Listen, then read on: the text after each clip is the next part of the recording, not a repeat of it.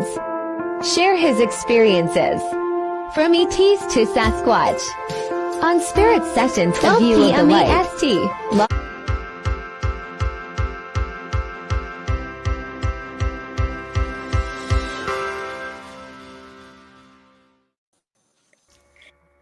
Hello, one and all, and welcome to another exciting episode of Spirit Sessions, A View of the Light. With us today is always my co-host, Rhonda, and we appreciate her. And today we also have Jessica. Woo! So we have a truly amazing and exciting favorite guest on the show today, and it is Barry Littleton. But wait, before we get to Barry Littleton, I want you to like and share this out. It's interesting content. You're going to want to share it with some of your friends. And before we start, we have our new tradition of having someone pull a card. And today it's going to be Jessica. Jessica, what have you pulled for us? Yay, thank you so much. I'm so excited to be in the hot seat today. So I don't know if you guys remember when we did the messages and meditations episode recently. We talked about kind of being at a crossroads and making decisions. And I think one of the best things we can do as we're doing that is to plan. And we just so happen to be in that new moon window. So this is perfect. The card that I have for us today, this is from my Colors of the Moon Oracle, by the way, but it's plan, and it talks about your present being in alignment with your plans for the future. So as you are planning, the question to ask yourself is, are the things that you're planning for, the actions you plan on taking in your life, are they in alignment with what you really want, who you really want to be, where you want to go, and making sure those two things are aligned. Sometimes, we're in a human experience, and sometimes it's not always that case. But I've been in this habit recently of just pulling the second card for giggles to see, how it lines up. And this is even more perfect. You guys will really enjoy this or not. The second one is patience. Because as we're planning, sometimes we get in that vibe of this is what I really want for my life. And we feel it and we're like, this is going to manifest right away. And then time goes by and we're like, why isn't this happening right now? And so this is a reminder for you to be patient. Everything in divine timing. It will unfold when it's meant to unfold. So plan for what you want, make sure it's aligned with what you really want in your planning, and then be patient and allow it to unfold as it's meant to happen. That's awesome. Thank you so much, Jessica. Yeah. And I'm really glad you're here with our number one show guest, our number one show personality, Barry Littleton. Yeah. And I'm so glad to welcome you back, Barry, because, you're out of this world, literally, whatever. I just, you have such a great heart and you're so sincere and you've had so many experiences and you're interested in everything we're interested in, to put it plainly. Definitely. From Sasquatch to UFOs to hypnotherapy, we're all interested in that stuff and all those healing modalities that you've worked and aligned with. So can you give us a little bit of your origin story, how you sort of started down this path and then kind of did a right turn and left turn, and how you've ended up where you are? My pleasure. Thank you for having me back on. I appreciate the compliments, definitely. I was one of those individuals that was kind of, we could say, more or less born aware, because as far back as I can remember, I was having experiences and the ability to see in different ways. And then, as you get older, it changes. The more your energy your perception gets molded as you're born. I think I was just telling a friend recently, some family members, I said, I think that when a child screams the first time, when they slap a butt and they open their eyes and scream, I don't think it's the pain of the slap as much as they're still seeing spiritually.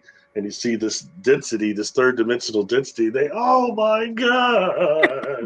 I think until you get a couple of goo-goos, poke a little time, then you start kind of your perception starts molding. But I think it's a terrible shock at first, Yeah. The gross holy cow! I made a mistake again. Oh my God! I'm back here. Yeah. But anyway, so I had past life memories and things like that were coming to me, and I didn't know that's what they were. I was just waiting for him to get to that stuff in school or something, or talk about it.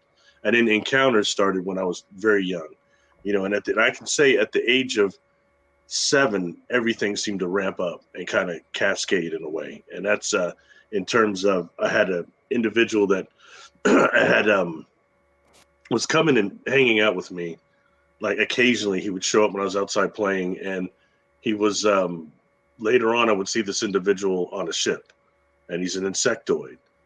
And he was then, when he was like around other people and me, but he had a cap and these glasses and was different. So it says a lot of what these beings can do through the optical nerves to us and others around them, as far as changing not just our consciousness, but our awareness, and the surrounding of them, and, you know, the things, the entire environment actually. But this is just, you know, one thing there. Another one would be, at 7 years old, I had a thing called the acid rain experience. It happened to me in the later on in the 6th grade.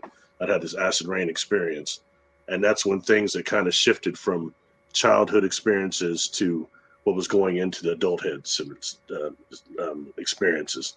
And I say that because the acid rain experience was so overwhelming, because at night things would happen at night. Like I'd wake up not in my bed, waking up on a ship, or when I was younger, like around 7, that age, even younger, waking up in like this, is like this, people call it now, I've heard people call it the mystery school, but it's like this room that has a gray room with a black table on it.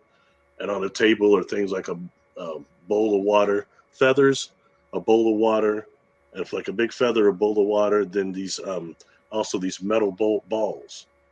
And the first thing you have to do is move the feather with your mind. Then the next is, when you get better, you can stir the water, kind of like stir it. And then the third is you can levitate these balls. The ball, like there's a middle ball is a bigger, and there are others that like circle around it, and you can move it with your mind. And that's what this school was. And there was no one in the room when I'd be in there. There was whoever's in my mind helping to coach me. I can't really perceive them, you know. And then at a later point, I was moved to woke up taken to another room, and there were other kids in there, and they're asking me to do, and they asked me to do these balls and everything and move them. I said no, because I was frustrated, because at my day school, I wasn't able to do it. You know, we had those desks. I was just trying to get that pencil to roll down the desk. I could get it. You know what I mean? I could do all that stuff in this other school, but I couldn't do it there. So to me, it served no purpose. You know what I mean? Yeah. I was watching things like, there was a TV show, and I would come home. It was called The Tomorrow People. It was on BBC actually, and they were all like supposed to be what Homo superior, the next evolution of man, and they're all telepaths and they have telekinesis. And I was jealous. I was like, man, that only works in that other place. So that's an example of that there. But when that was over, it went into what I call adult onset experiences. From the ages of about a little bit after 12 to about 16, my experiences stopped. And then at 17, they like ramped up again, like big time, you know. And 18, and those are adult onset, and that wound up averaging almost 20 hours of missing time in 3 different experiences. Wow. And in 3 of these experiences, 3 or 4 experiences, 3 of these experiences, somebody else is with me, and then they're missing time. It's one thing if I tell you, hey, you know, I've been having these experiences in my life. I've seen UFOs, and I've woke up in ships and stuff. That sounds ludicrous. You can't tell somebody that. But it's something else when you're with somebody and one of those ships come up, they see it, and then suddenly they're standing there with you, missing time. And the type of contact, the way it seems to have gone for me is, I think it's so common, the vibrational difference between us and between them. Okay, this big difference, and when we come together in an environment that is like a temporal sync with them. Okay, and then when we're out of that, it starts fade. The event horizon, the further you get from the event horizon, the more it starts fading, you know? So some of these beings, when you're in face to face with them and you're in their biofield and communicating with them, they can almost feel like this elation, something like I think that the gurus and the swamis call Shakti Pat, which is when the guru actually touches their apprentice and they have like all their chakras turn and the Kundalini release. Sometimes being in the biofield of some of these advanced beings, I don't mean the grays or those, but these beings that are on the higher level, higher vibrational, it's different. It can cause that. You know what I mean? And then when you're not face to face with them anymore in their biofield, it's like, what just happened? You know, you were just with someone communicating, the information is still there, but it starts fading. I think some of that is natural for the process. And there's another part that I think some have developed that as a defense mechanism within their biofield, I believe. So just, food for thought there, definitely. Anyway, That's awesome. There is a human experience that's kind of like that. It's like when you work with a sensei, right? And you take on their knowledge. And so I'm wondering if it's sort of a similar kind of thing. Like, if you're doing Keto and you're working with somebody who's way advanced, like all of a sudden you can do the flips and everything else. I've experienced that. But when I'm on my own, I kill myself. So, but that's why I don't do it anymore. But it's amazing, like being like in their energy, that you absorb their knowledge. And I think it's just so much more advanced when you give that example. Like you can connect on that. Maybe it activates our brain better or something. Mm-hmm, mm-hmm. So much of this, I'm glad you said that, Rhonda, because so much of this is a conscious event, and contact itself, whether we're dealing with the contact, the cryptids, and all these things, they're a conscious event, and I think that the people, there's a lot of people are so much materialist right now, not just bolt and nuts and bolts, but really materialist.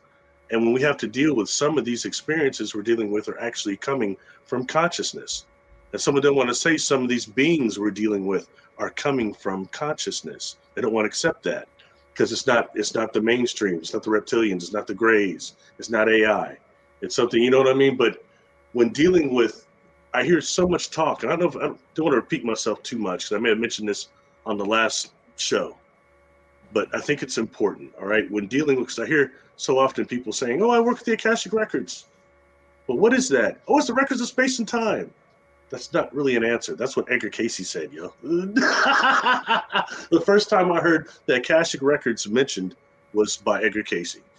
But, and I'm not saying they don't exist and people don't do that, but the definition of what they are is very broad, okay? When dealing in reality, black holes, okay? Black holes, as Rudy Shields, are defined as MACOs, magnetically eternally collapsing objects, and they're actually the hard drives of the universe.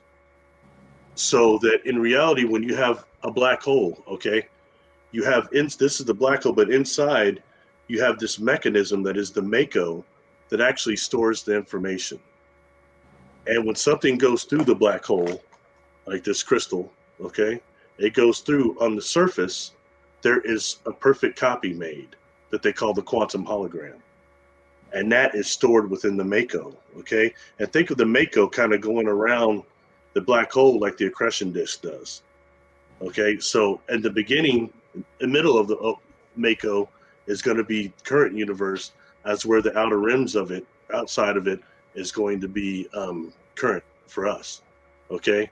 So when you have a civilization that no longer exists, okay, they were like what Michikako and all the people are calling type 1, 2, 3, and 4 civilizations. The ones that are type 2, 3, and 4, they actually start using the fabric of space or the MACO itself as a power source. So they may no longer exist in our third dimensional reality, but they still exist within the MACO. And let me say something else about these MACOs. How they operate is the same as brain waves, okay? And when thinking about that, and right now quantum physicists are calling them conscious waves. And these conscious waves occur in two ways, spiral or helical, okay? And we have in our bodies, and I'll talk about this at these conferences I'm at, in our bodies, we have these things, microtubules. And for what I'm talking about here, let's reference just the brain microtubules, which makes up the neuron network, okay, and something we have called mirror neurons. All right, when I talk about that, mirror neurons is the same as me telling you this story now. You're able to see it. It's kind of connected to the hand grab reflex thing in monkeys. All right, so it's real interesting when you start thinking about that. All right, and that actually the microtubules of the brain are spherical. So if we're going to access one of these Makos, it's not going to be getting there like Star Trek. It's going to be through brain waves. And I started asking people like Rudy Shields, how fast do you think the speed of thought is? And he was giving me some experiment that's beyond my knowledge, okay? Protons, something. And he said, we think it's right around 100,000 times the speed of light. Wow. I'm sorry, I can't reference the exact experiment. It's not my field, but enough to where it makes you really think. So the way to do that is to access these Makos is that way. And we have not just that, we have them with our bodies attached to the molecule. They're natural portals here on Earth that open and close. Anyway, sorry, I don't want to go too far away. No. So that's what you perceive the Akashic records to be, are these Makos. And it makes sense that they collaborate, like they are like the hard drives of I have everybody. a question though. Yes.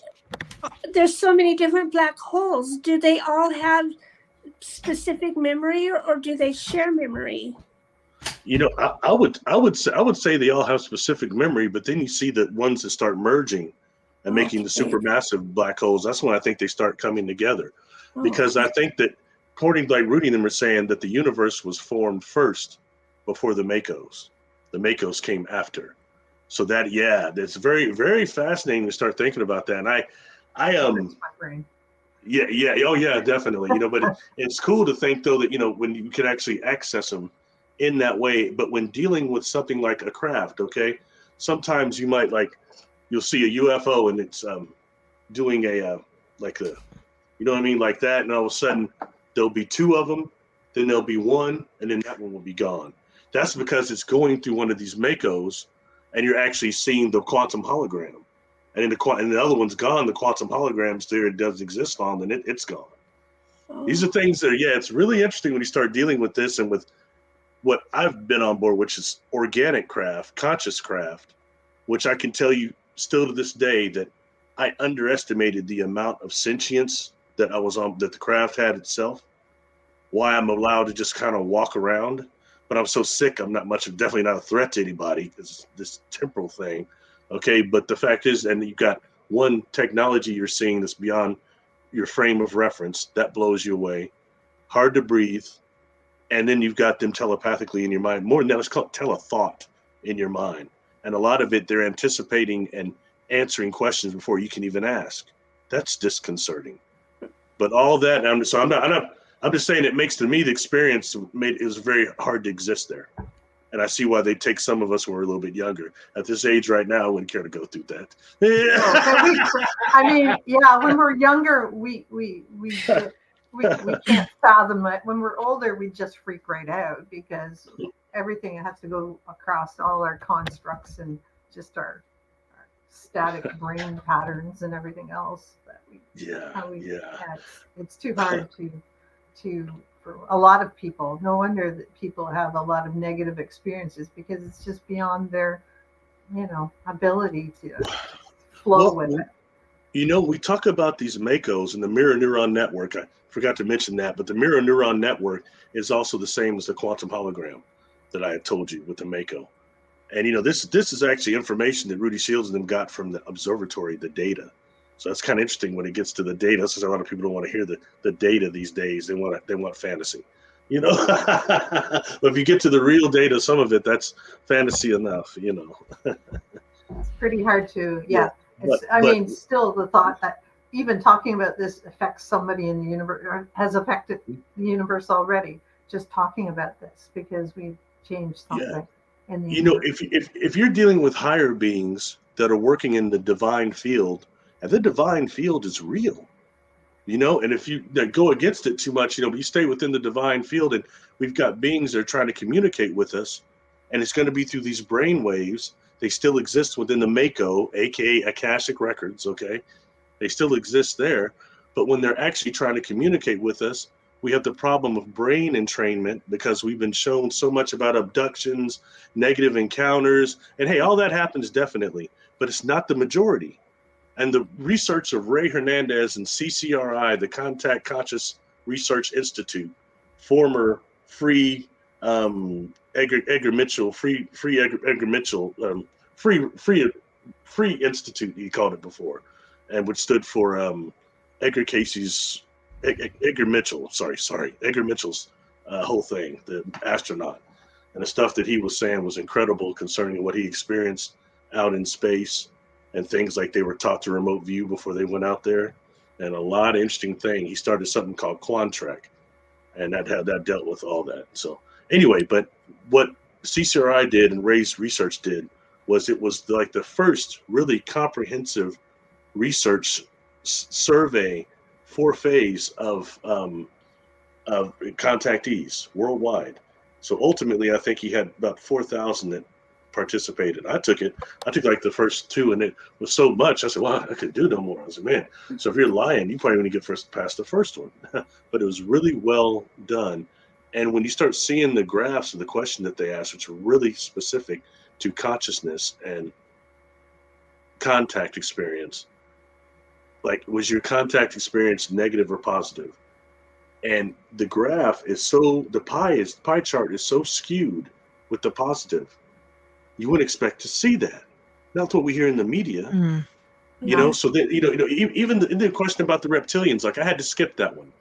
I've been on board with a few crafts, but I've not experienced reptilians. And I'll tell you, it's not consciously, but I'll tell you, I'm all right that I've not seen a 9-foot bipedal crocodile walking around on this thing. Only on Star Trek, man. Yeah, only on Star Trek. And exactly. Actually made friends with him at the end. Yeah. Even Kirk didn't do good, did he? No, he had to make gunpowder and shoot crystals at him, but yeah. Yeah, that's one of my favorite episodes, yeah. That's a good one.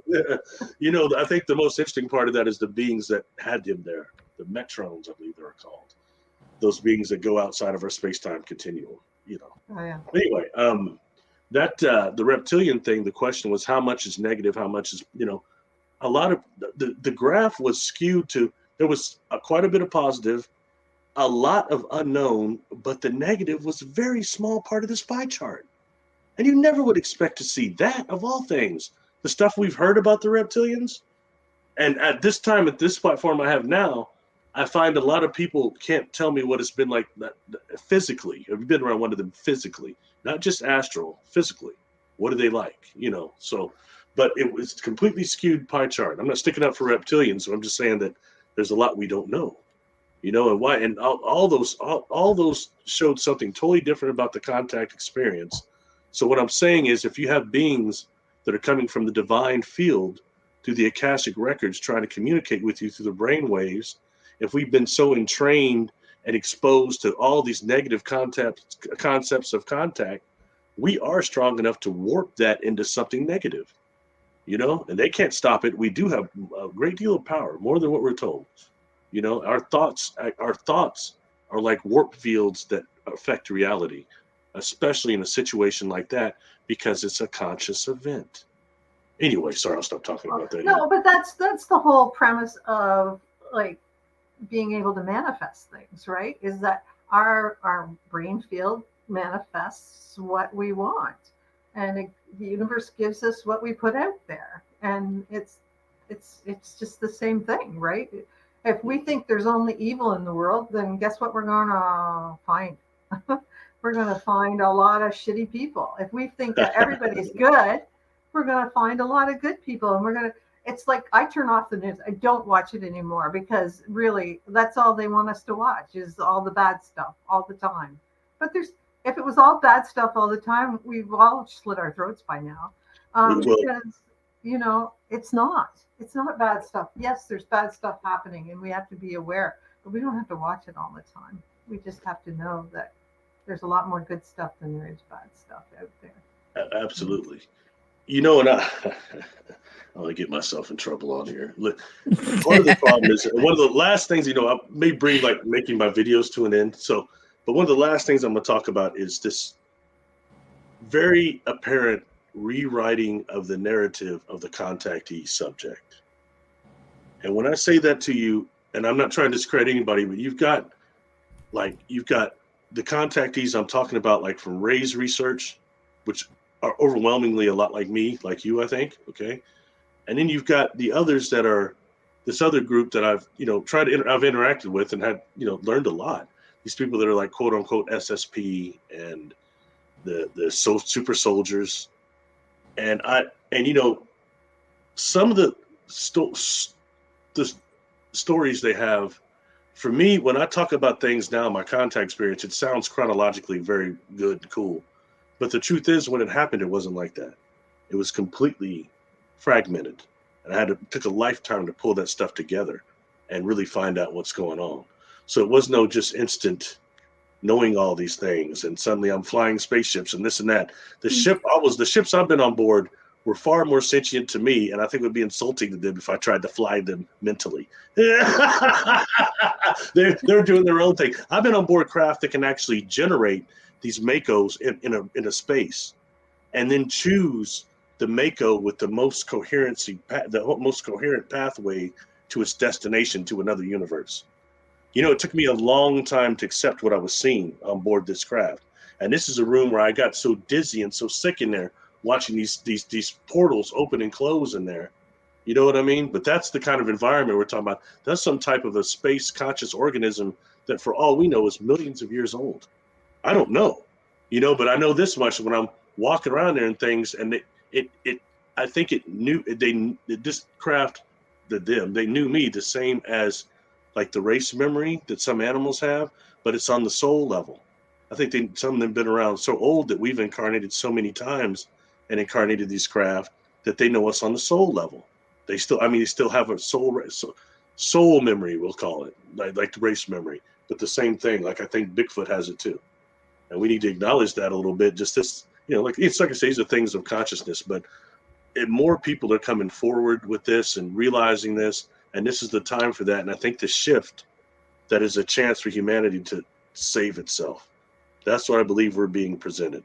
Because otherwise we wouldn't even, like you said, there's still good people here around there. We wouldn't, if there weren't enough of us to change a bit of this morphogenic field, as Sheldrake would call it, and the morphogenic field, collective consciousness, the vibration being given off by humanity right now is terrible on Earth.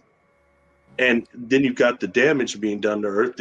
The entities that run this place have chosen to still have fossil fuels that destroy our planet for our power source, which we're past that now. And when the Earth called out to humanity, there's more fracking, more damage, more pollution. And what happens? It starts calling out to its mother star, its parent star. And the parent star starts acting erratic, throwing solar flares this way, solar prominences. Some, you know, it's a very, very, you know, about to eradicate the cancer on the skin of its daughter, which would be humanity. I think that's very real, and the sun's acting very erratic right now. Yeah, I truly believe that, like a dog, if it has fleas, that Mother Earth is scratching. Like she's scratching at the fleas, and we're the fleas. And you know, one of the days, hopefully, there's enough of us that care that, and we can kind of shift the field. And I think it's shifting. I'm hoping it's shifting, hoping it's changing, hoping we call it enough to our star brothers or star sisters to give us a hand now and ask. Because I guess I'm pretty sure, just like angels and whatever else need permission to be here on Earth, that they need to be invited in as well. They can't just show up like the Prime Directive or something like that. You know, they can't, you know, step in unless it's an emergency. You know, in these contact experiences, I ask questions, and one of them, what's going to happen in the future? And you know, none of them have ever told me. They've never told me anything. And I wonder if it's because they don't know, because there's multiple timelines, but they will show me the past. And they show me cataclysm on Earth that were past. They say that won't happen again. I mean, like really bad ones that make me think Earth is way older than we think it is. Like it being burned up almost in some war that happened unknown, you know, years ago, before what we hear current cycle stuff. So that, you know, I think that's very important. And something else about timelines and time wars, when you feel these things, people are now calling the Mandela effect, which is really just a time shift or a time edit. They happen at times of high solar activity, and we're in one. We got to be careful and be aware. The deja vu, these feelings like that, you know, that's those of us that can catch these things that are time edits.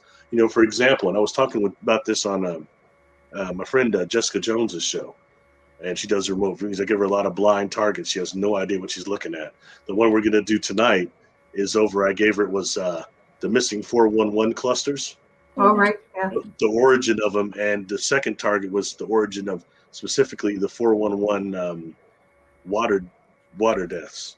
And it's no idea what she's looking at, but the information is killer. Anyway, so go back from that. Where was that just before that? I was talking about remote viewing. It takes my mind off. I'm sorry. Where were we?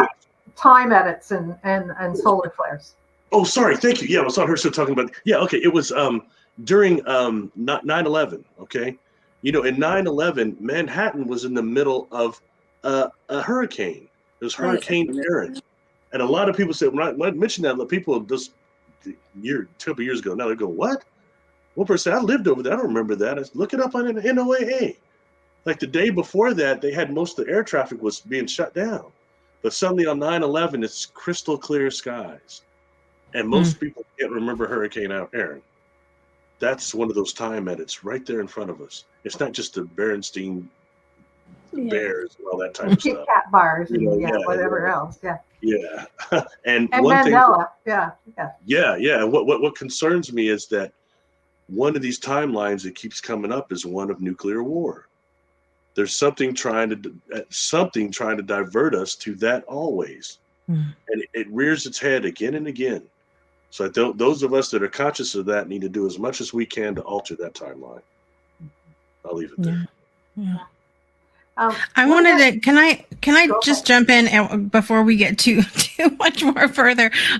When you talk about the things that you experienced as a child, very matter of factly, and there's so many people that experience phenomena as a child, but because of the environment that they're growing up in, their parents' beliefs, things like that, it's often very suppressed until later on they go, oh, well, that happened. I'm curious with your situation because I have 6 children, and I'm always trying to find ways to. I know Barry's eyes just came out of his head just then. But I'm always trying. Kids will come out with something. My daughter recently was talking about what it was like before she was born, and I'm just like, well, this is interesting, And so I'm always looking for ways that I can support her. I'm curious. With your experience, did you have any support from anyone or like what kind of support did you wish you had as you were experiencing these things as a child? My family was cool, but I didn't say all that was happening to me. Like the first time I saw this UFO, I was very young with my mother. I was at 7 years old, and the things. So, I mean, there was an amount of acceptance of me. I didn't have that problem. But one problem I did have, and I think this happens to a lot of kids, is at, again, 7 years of age, maybe 8, but my uncle had rented a house. And I get in this house, and my brother, we're being toured around by my aunt. We go down the basement, and it feels cold down there.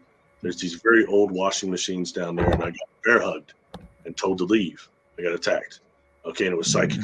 All right, and you know how it is, like, if you ever had one of those football players come up behind you and grab you like that and put the bear hug on you, you inflate like it's a constriction. So it felt like that, and also the get out, the telepathy, I was being invaded, and so my mother wanted to get me out of there. But the truth is that we have these individuals that when they're alive, they're full of hate or molesters or whatever they are. It doesn't take much to bully a 7-year-old. Come on. If you're these molesters and then they die and they kind of turn to something worse.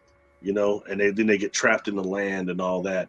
And that's what I experienced there. But nonetheless, for people like your child you just mentioned, they're like a lantern for these beings. They think it's a chance to reincarnate or other things, and then they'll jump and scared to try to merge with them. And I know more now than I did then, obviously, but this being wasn't able to merge with me. So it attacked me and forced me off the land, get me out of there, Wow. But it was enough to make me want to suppress my abilities. It's traumatizing, and that happens to a lot of kids. So they basically will scare you into not using your gifts. I think that happens to a lot of kids, and look out for that and teach them how to protect themselves. And that's something else, for example, that's so unfair. When I deal with these earthbound spirit release, I mentioned this last time too. The one that the people get attacked in the incubator room. And some of these people are like, my age or older I work with, and this spirit has been with them since the incubator. And then they can see it, all these things that they're influencing in their life, the same behavior patterns that stop this earthbound from crossing over, they're expressing through the people they've been joined with all these years. And that's excuse my language, that's damn unfair. Right. But we're not used in this society thinking about encasing a protection around our children, whether in the incubator room. Most people aren't taught that or even think about that. You know what I mean? I think it's important. They're calling in angels on their, or heavenly spirits are on their behalf for protection, inviting them in to fill up the space. And that's something we can do as parents till our children can do it, and teach our children to do it on their behalves, to just protect themselves. Call in their angelic friends or whatever to come in and be in their space when they're scared. It's been a few years ago now, but as individual, this earthbound spirit kept saying that they joined with the client at the hospital during the surgery, and this was a client that knew how to protect themselves a bit. And so the earthbound starts telling me, well, I got to get back home. That's what the earthbound is saying. Get home to their son and their husband. And it's been like 40 years when they start giving me dates, But anyway, she keeps saying, there are others in here that tried to join with the client, tried to join with her, but they weren't strong enough. But I was. And so I get this thing, it's about to cross over. This person's about to cross over. And then, but just before I say, hey, you keep saying that there's others trying to join in there that weren't strong enough. How many? Oh, it's somewhere around 36. Wow. That's when I say that the amount of earthbounds moving around here is as numerous as the living. And that has to change. And that's just this level there. We're not even talking about the demonic stuff, the negative inorganic beings. We're talking about mom and pop, grandpa and grandma couldn't let go of that house, couldn't let go of the loved ones. They got to make sure that they're taken care of, or addictions. That's a big one that keeps people here, or treating people horrible. And then when you see the light, saying, I've had a number of earthbound, I'll ask, why didn't you go in the light when you died? They'll tell you. They said, well, I hear a lot of, I didn't know what it was. I didn't understand. I got cheated. And I've heard this one several times. I hurt people. I killed somebody once. I think I'm going to go in there and burn. Oh. The concept of hell. Very powerful. Yeah. It's do you I'm just processing this as you're talking, and we see a lot of right now, really, I feel like even more than normal, younger people getting very strange sort of illnesses and things like that. Do you think that some of that could be because of this, I guess, lack of knowledge about protecting yourself and staying in the light and calling in your guides and all of these things that we know to do because they're in our little toolkits here, but do you think that some of that could be just maybe a lack of knowledge about those things, or do you think they're even related at all? Absolutely. Let me answer that, but they're telling me they're coming in. Okay, so they want me to, concerning your daughter that is aware of having past life memories, they want you to check out, if you're not seeing already, that show that used to be on called Ghost Inside My Child. You ever seen that? Yeah, it's about that a lot. Very young children that have past life memories. Right. You have one like Paramahansa Yogananda that wrote a couple books and had that movement. He had talked about how he was aware in the womb, and then when he talked about his whole situation of last death and incarnating again, going through and everything, and being aware of all of it. And then when he's there in the crib, he's trying to tell everybody, hey, who he is or what he's here for, and he's just going, where? He said he'd wait for his body to grow up so he can communicate the concepts he was born with. So there's a lot of that going on right now. And I'll tell you, I do these past life regressions, and I don't care how many of them I've done.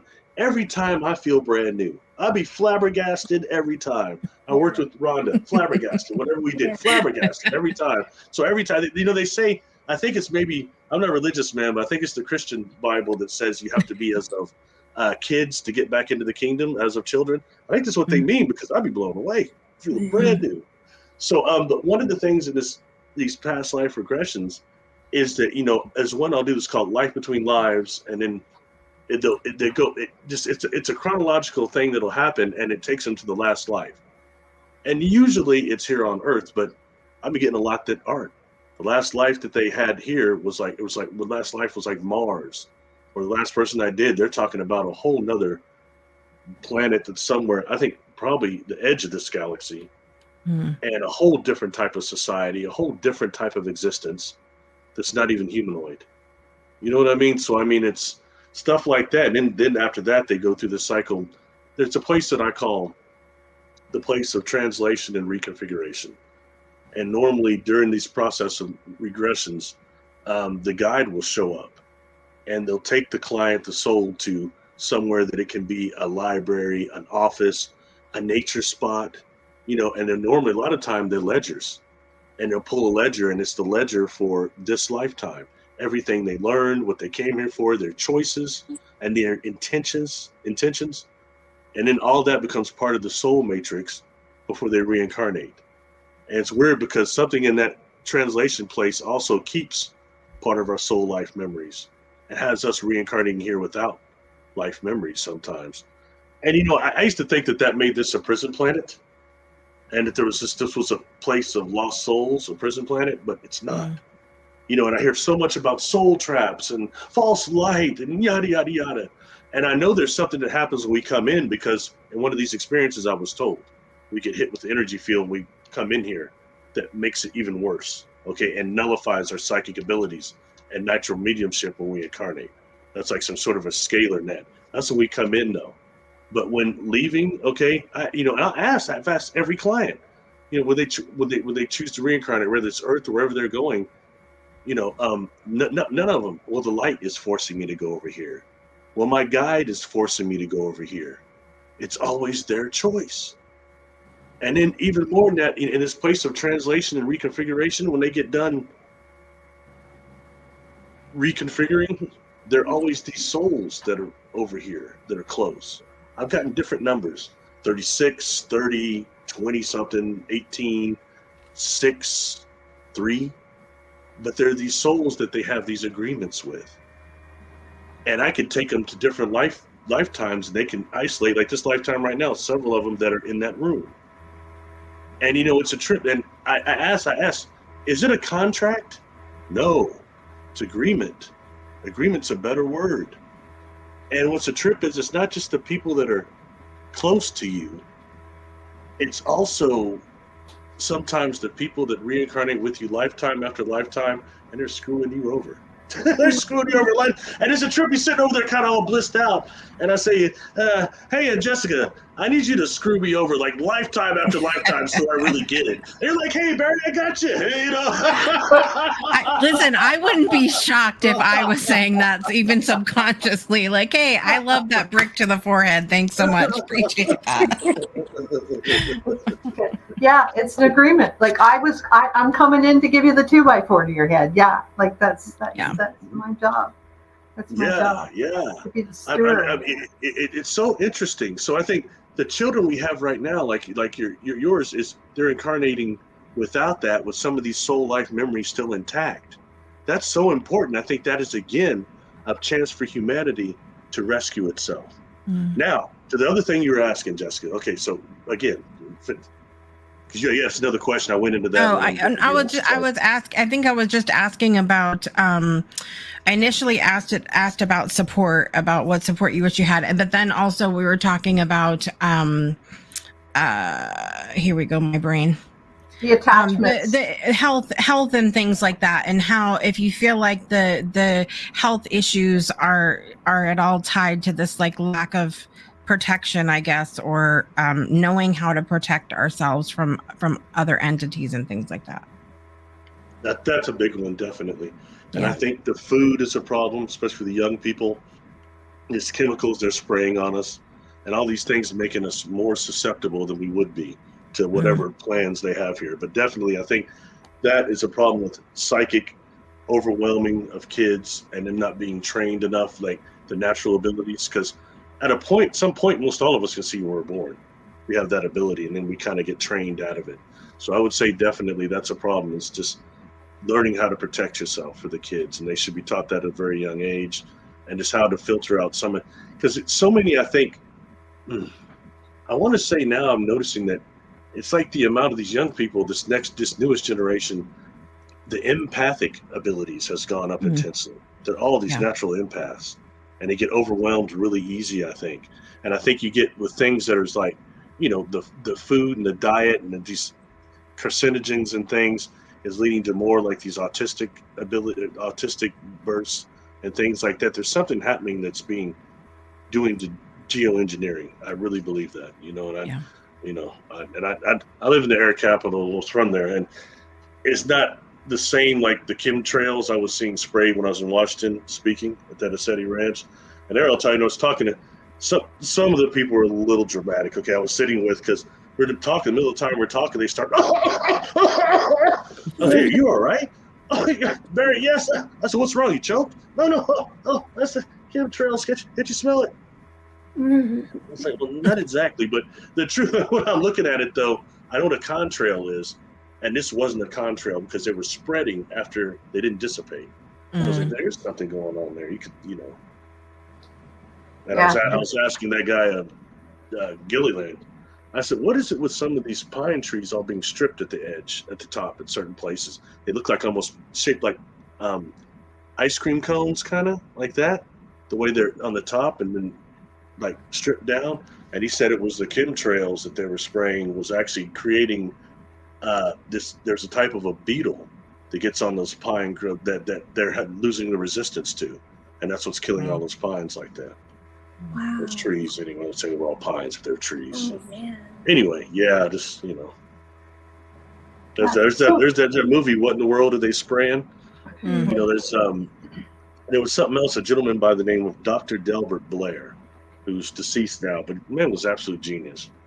And I had seen some analysis he was talking about he had done of the chemtrails, and you can't even find that anymore. But he was talking about how there was cochlear pneumosis in there. All these different, along with manure and all these different types of sicknesses and viruses and things that were in there. It was really, really alarming, so. Wow. Just have to ask for them to be all cleared out of our atmosphere because we don't give them permission to do that. Which you can say. You can just yell up at the sky, I don't give you permission to do this. So you got to stop. And so somebody might come in and just put them all back in the gun. I don't know. It's worth a try. Barry, so tell us like what you're doing and what services you offer, because I know you do hypnotherapy. But what else do you do, and how do people get in touch with you and that? So we need to. At the time goes so fast when we're talking to you. I hope I didn't like go on weird. Sometimes I go on these weird tangents as I talk to people. That's okay. We'll be just rewatching it to get it all in our head. So rabbit holes are what we do here. Just make sure I didn't take it in a direction that nobody wanted to go or anything. No, it's all cool. It's all cool. Thank you. Appreciate that. I'm on my website is barrylittleton.com. It needs to be updated. It sucks a bit. I need to update it. But I do a lot of work on YouTube. It's just under Barry Littleton. I'm on Patreon, Barry Littleton. And my email is barrylittleton13.com or barrylittleton13@gmail.com. The services I offer is I do readings, but I also do hypnosis. And in hypnosis, I do past life regressions, extraterrestrial encounters, trauma release, earthbound spirit release, generational curse release, curse cutting, and also earthbound spirit release, things I kind of focus on there. So, and sometimes just some general relaxation is good. That's really cool. That's really cool. And being someone, like I said, I did a session with Barry, figuring it'd be an hour. Felt like an hour, was 3 hours long. Didn't realize like I could even talk that long. And it was, like I said, I have memories of it. I haven't gone back and rewatched it all. But yeah, it was affirming. And when I meet them now, I don't get so worried. Yeah. Well, it's important. It's really good, and it's good for. It's a shame that, like I said, the only thing is, I mentioned earlier when we were talking that I think the problem is a lot of people say, I can't be hypnotized. And technically everybody can. I've not met anybody I couldn't, but they will come out of it because they don't really want to be hypnotized. And that's fine because it's the loss of control. And you're speaking to somebody. I learned hypnosis because I was trying to self-hypnotize myself for all the missing time. And then I could put other people under, but I couldn't do it to myself. I had to go sit down and let somebody do it to me. So ask why? I'm a control freak. I can't let go. I'm a nervous brother, paranoid. And it feels like you're gonna have a loss of control. But in reality, anybody that's actually tried it, you realize once the body becomes relaxed, you'll probably agree, Rhonda, that really you're in total control like never before. And you have access of what I call the totality of ourselves, which is pretty cool. But then when it's over, you're like, man, why aren't we like that all the time in that state of consciousness? Maybe that's kind of what's happening in the shift for humanity here. We're going to be more like that. Real quick. Oh, we got to go, so I can't say it. No. Keep going. Keep going. We got time. Okay, for those of us that are contactees, it happened for me. It's every 7 years I would encounter somebody that I call them charters, all right? Because they appear to be people, but they come out of a crowd, like in a library or an airport or a bookstore. They come up to you and they just say something that's just really heavy for a couple of moments. It just makes you resonate, makes you vibrate, and it just throws your consciousness forward. Then they're gone. They're gone back into the crowd. And for those of our lifetime contactees, they seem to come around every 7 years. And when I say this, there's nothing about them that would say, hey, are you an extraterrestrial? But if you feel energy like you all do, especially you, Teresa, they have this energy that pushes you. Not like somebody with ADHD, but to me, somebody that, let's say, if humanity doesn't destroy itself, what will we be like in about 2,000 years before we go to another container for our consciousness? They feel like that to me. Okay, that kind of advanced deal. So that's these charters, and I think that's just something to be aware of when dealing with this phenomenon. That those that walk around that might not be human, that how you can interact with them at times, and that's a good example. I'll say, since I've been coming forward, the charters is something probably I got the most responses on. People say that happened to me. Wow, that's interesting. So if anybody has met a charter, please put it in the contents, like comment on it. Like, we want to hear your story. I just, the story out of Florida where everybody was in the mall and the aliens showed up, and it was during sun flare time. And I think they just got their field distorted, or maybe the Earth's vibration came up and then all of a sudden people could see. Because I think that's what happens when, like, the Northern Lights a few weeks ago, where everybody could see the Northern Lights, but you could only see them with your iPhone, right? You could see them, but you couldn't really see them until you put your iPhone up.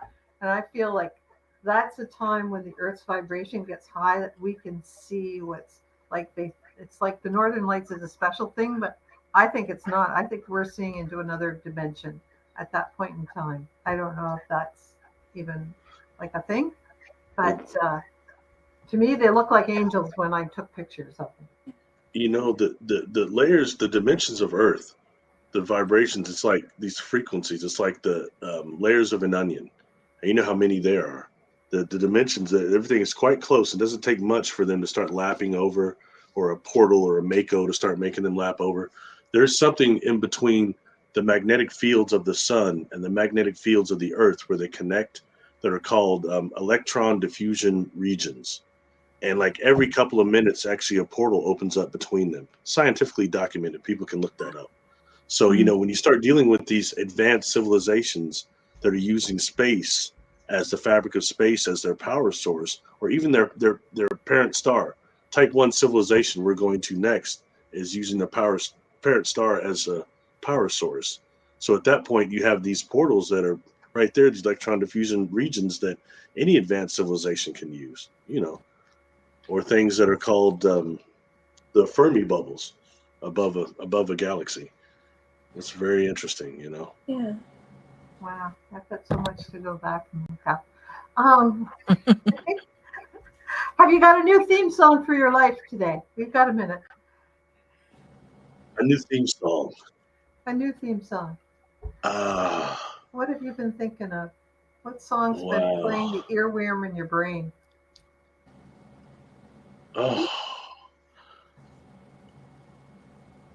It's always a hard one. Honestly, I don't know. It's Run DMC. My cousin was playing Run DMC last night, so that's too old though. Yeah, I gotta be honest. I don't really have one. I don't know. Now your crystals. Now, do you use them in your work? What's your favorite crystal that you're using right now? I put on my Tektite in honor of you today. Ooh. So I actually have when I started working again. It's a crystal skull that came to me from Australia. And it's got was it phantom quartz on the top of it, so it looks like a toupee. That's what I was gonna say. It looks like a toupee. It's quite active though. I find them interesting because all these crystal skulls are different. And I've been in the presence of one once that was, I'm convinced, one of the real ancient ones, and it was known as Ash. It was a crystal. It was jade. It was a African jade, is what it was made of. Wow. And it had these nostrils on it that looked rather African to a degree. Okay. And this thing was so strong that when I'd actually touched it, suddenly the guy, the vendor, they weren't selling these ones, but he's trying to sell me to buy some, but he's suddenly just talking, and I can't hear him anymore. And because I was asking, where did this one come from? He's saying it was found in the tomb of a Guatemalan warlord. And when he's telling me that, this thing starts coming through saying he's wrong. He said, I'm from Africa. Look at my nostrils, look at my jaws. Right. And then he started showing me the earth before the earth had solid continents. Yeah. It was really a trip. And this thing was overwhelmingly strong. And they had other crystal skulls there that are just beautiful. And they're big ones and all different types. And you touch those, you might get energy, calming, vibrating, all different stuff, but not like this Ash. Ash was dominant. There was another one there named Gaia, and Gaia looked similar to Ash. It was aware too, but not like Ash. Different. Even Ash, you could open him up and put skulls in him to get charged. Yeah, so it's just a very interesting. I've not met one like that before. Even to where they were from another state. They're long gone. This thing is still communicating with me sometimes. Wow. Yeah, that one blew me away. That's so funny. Ash of Ashram, I think they call him. Teresa, you got any more questions today, or are we don't even have to ask the UFO one, so yeah. We know. Yeah, we're good. So let's not make it so long the next time, Barry. And next time we'll make you talk about Sasquatch. And we know you're not having encounters, and you're probably going to go and see some more this summer. Maybe, I don't know. Maybe that's one on your plans. Yeah, I've learned a lot about Sasquatch. I guess they touched my life, so I got a little bit obsessed. Something happened. I think they tag you, Yeah. Okay. Oh, cool. Well, thank you so much. We'll end the recording very shortly, and you guys comment to Barry, and Barry, you can reach out to whoever's commenting. You reach out to Barry. We'll have all this information attached to this broadcast and to the podcast. So reach out to him if you have questions, or if you want to get into contact with him, do a hypnotherapy session with him, or whatever else he's offering there. He's the real deal. So thank you so much for joining us today. Thank you for having me, ladies. It's nice to see you again. Thank you. Thanks. Join us Sunday when Barry Littleton returns. Share his experiences. From ETs to Sasquatch. On Spirit Session, 12 p.m. EST.